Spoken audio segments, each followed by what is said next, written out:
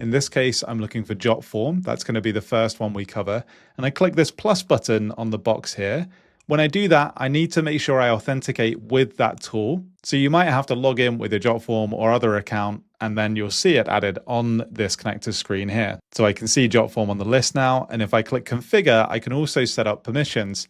I've got everything set to always allow, but if you want to make sure that you approve each step that Claude takes, you can change that here too. So I'm going to start a new chat by clicking the plus button on the top left of the screen. And I'm going to ask to create a really simple form. I'm just going to say, create a feedback form with one question that is a 10-point scale. Something really simple to start with. Claude recognizes that I was asking about a form, so it calls in Jotform, and then Jotform gets to work right inside this Claude chat making my form. There it is, just a simple form with a 10-point scale.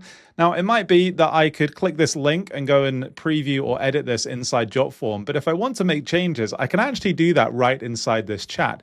And you might be surprised how complicated you can get with changes as well. To start with, we could just add a question. So we might just say something like, capture their email address to. So now Jotform will get to work and add an email address question. All right, looks pretty good. So we've got the scale and the email address, but I want to take it a step further. I want to find out if someone gives us a low score, why they've given us a low score. So I'm going to say, if someone selects 5 or less, ask a question to find out whether the service or the food was the problem, and hit enter. And here's what it's done. Now, if I select a 2, for example, it then pops up this extra question, was the issue related to the service or the food? But if I select an 8, I don't get it. It's only for 5 and below. So we can even create these conditional questions right inside this Claude chat. And then once this form has been sent out to people and they've filled it out, I can even ask questions about the responses.